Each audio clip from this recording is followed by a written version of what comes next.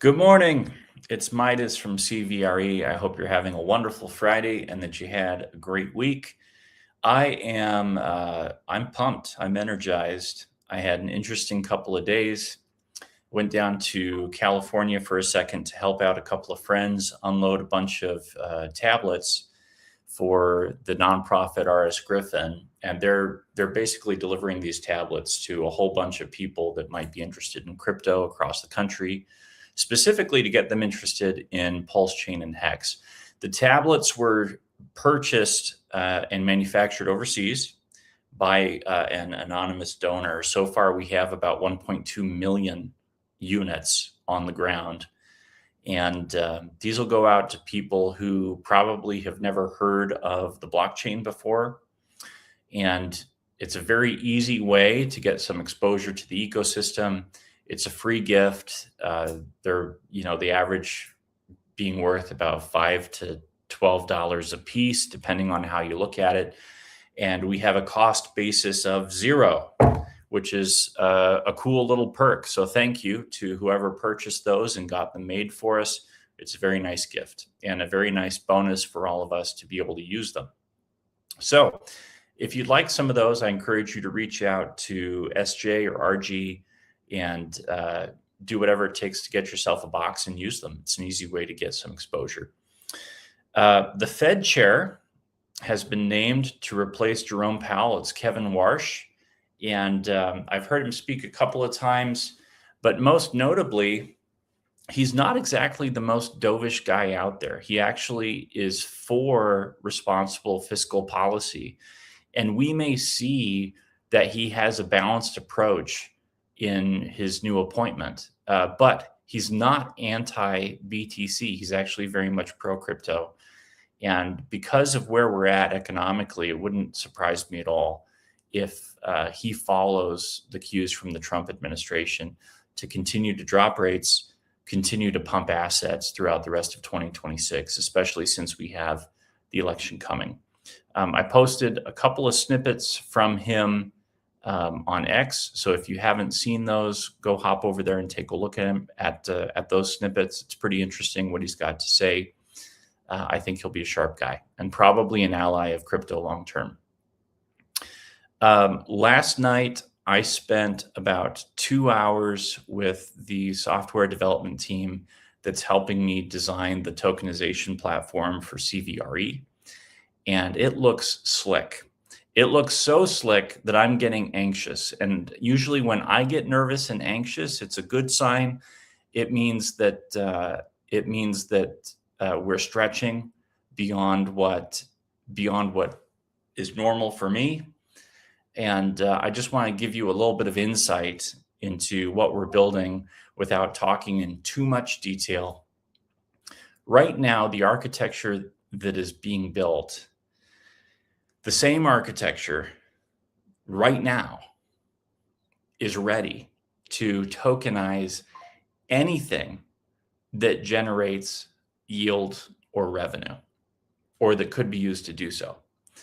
Whether that is a taco truck or a piece of art on rent or a building that had appreciation only or a business that had a solid revenue stream, all of those things could be tokenized using the exact same architecture that we have built currently.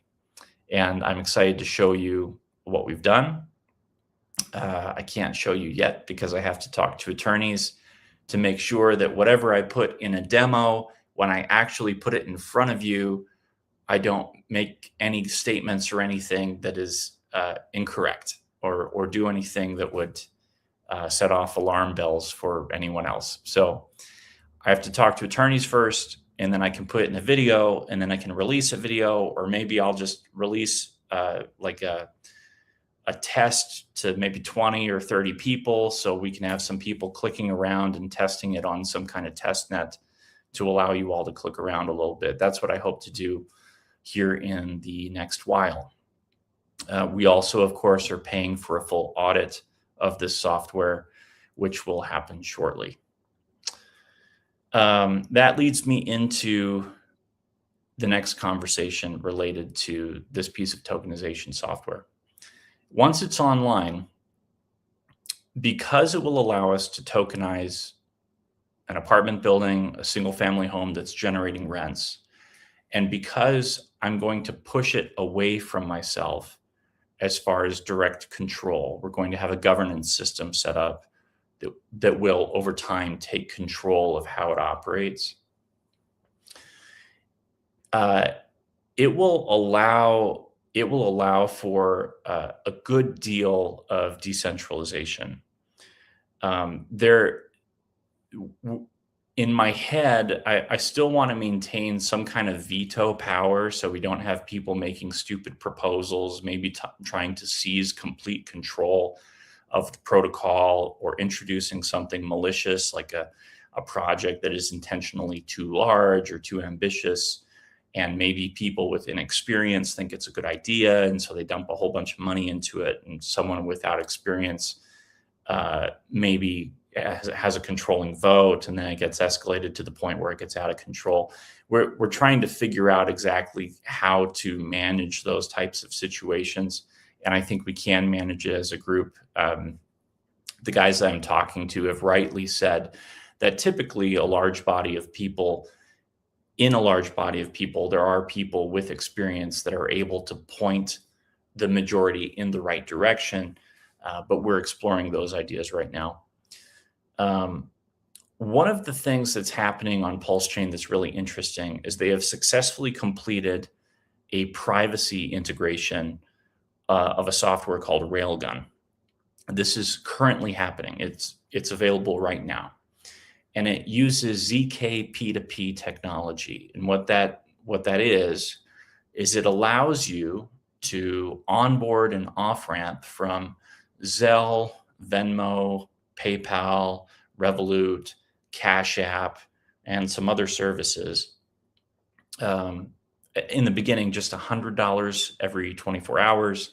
But then after 5 days, it goes to every 12 hours. And then after that, it goes up to $500 in the same time period.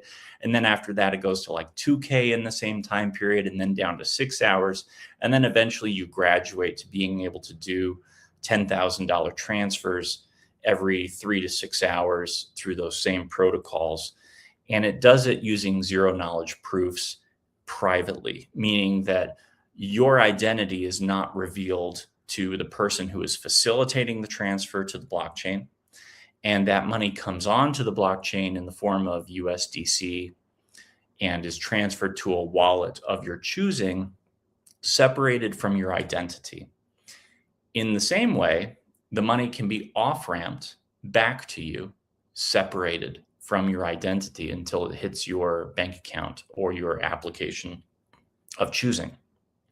What this means is that right now, transactions on the blockchain can be completely private and be completely separated from your identity. And this is something that has existed in crypto before, but has never existed this smoothly before, and as integrated as it has before between so many different blockchains. They are attempting to integrate as many as 40 blockchains all at once to be able to use this technology. And I believe right now they're at something like 4 or 5 integrations so far. I have to check how many are included at the moment, but it's a number already. So far, ETH is included. I think BNB is already included. I have to check what I know. But you can go check it out at Liberty Finance or libertyswap.finance and see what's included.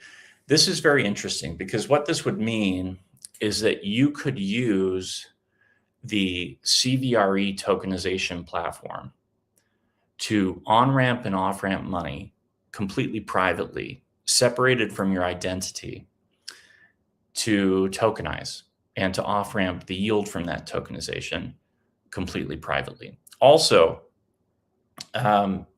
there are a number of corporations now around the United States who have explicitly said that they are doing point-of-sale transactions directly from crypto back to the US dollar. Walmart just announced in their application OnePay that they are accepting transfers from a crypto wallet to the application OnePay, and then at the point of sale, converting Bitcoin and Ethereum back to the US dollar for purchases. This is a big deal because it means that you would never have to reveal your identity to Walmart through the form of a credit card in order to do a transaction. You could actually do it through an application the whole time.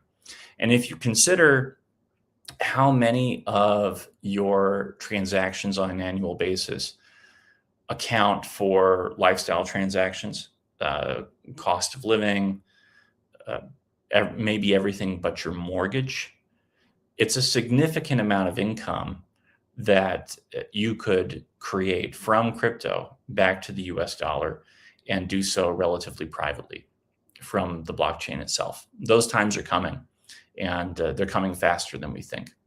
Something to consider. Something else that's happened in the last 4 weeks that is super, super interesting is there was a piece of software released called Claude that got really popular really fast and then had a whole bunch of security issues. For a second, let's set aside the security issues and just talk about what it is and how powerful it can be for the average person who is not a tech person, and what it will mean in the next 6 months. Agent swarms are AI agents that would be able to do tasks for you in whatever profession you're working in while you are away from your terminal, away from your computer. So in my case, in real estate development or in construction, I send emails, I make Facebook posts, X posts, I draw up estimates, I do follow-ups, I send text messages, I sometimes have to create a visual product like an ad. I do research. I compile data. I draw plans, things of this nature. All of these things happen on a device like my phone or like the laptop that I'm talking to you on. What Claude allowed people to do, and what's now called Moltbot due to copyright issues, it allowed you to, from a messaging app like Facebook Messenger or Telegram, to allow this AI agent to access all of the tools on your device, all of them, as many of them as you wanted it to have access to.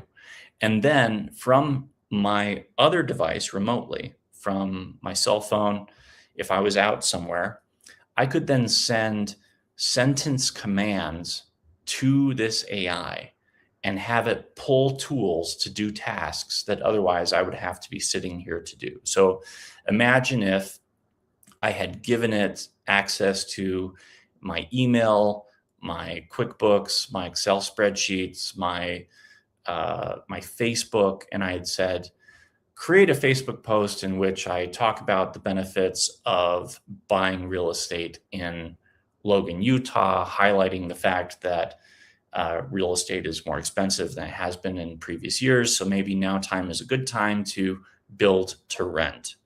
It would then go look at the data independently, draw up a Facebook post, and then it could actually, after I approved the post that post if I had given it approval to do so.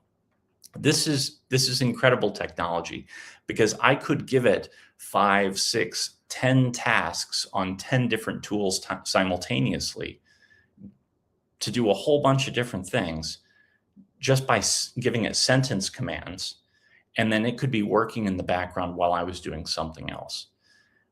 This is taking one person, $1 million gross revenue companies to one person, $10 million, $20 million, $30 million gross revenue companies because of the amount of work that could be covered by a single individual and a single agent swarm doing multiple tasks simultaneously.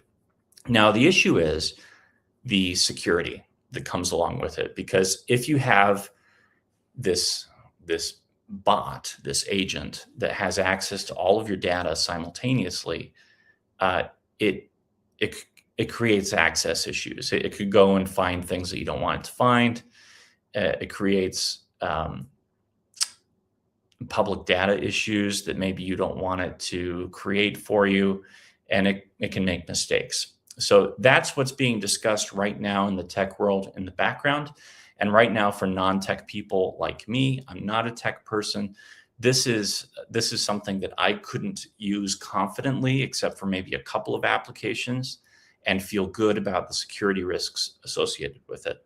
So I'm currently not using it, but I'm excited about the potential applications. And those applications will probably be coming in the very near term. And I think that's true for a lot of industries. So if you're in an industry where you have traditionally been in a people management role, a sales role, an organizational role, or a leadership role, start thinking about how you would be able to use an AI agent and apply that AI agent to multiple tasks that you're currently doing throughout the day, administratively, to reduce the amount of things that you have to do. That's coming in the very near term, probably 3 to 6 months. Okay, that is the update on what is going on this week. If you haven't looked into what we're doing over here at CVRE, we're building a real estate tokenization platform. We are close to the finish line. We are, let's say, I think we're at like 357 wallets and a market cap just under 4 million right now. Bitcoin's going down. Oh, Bitcoin's going down right before they passed the Clarity Act. Oh, I wonder why. Why would they want to scare everybody out of the market right before the Clarity Act gets passed? So consider a potential buy in CVRE and maybe in crypto in general. I think there's exciting times ahead for a lot of people. This is Midas from CVRE. I hope you have a great weekend. Reach out anytime with any questions you have. Oh, and I'm sitting down next week with another real estate developer who someone else set up the meeting and said, hey, this is what this guy's building in the background. You should probably hear about this. And the guy was like, yeah, I want to sit down and take a look at what's going on here.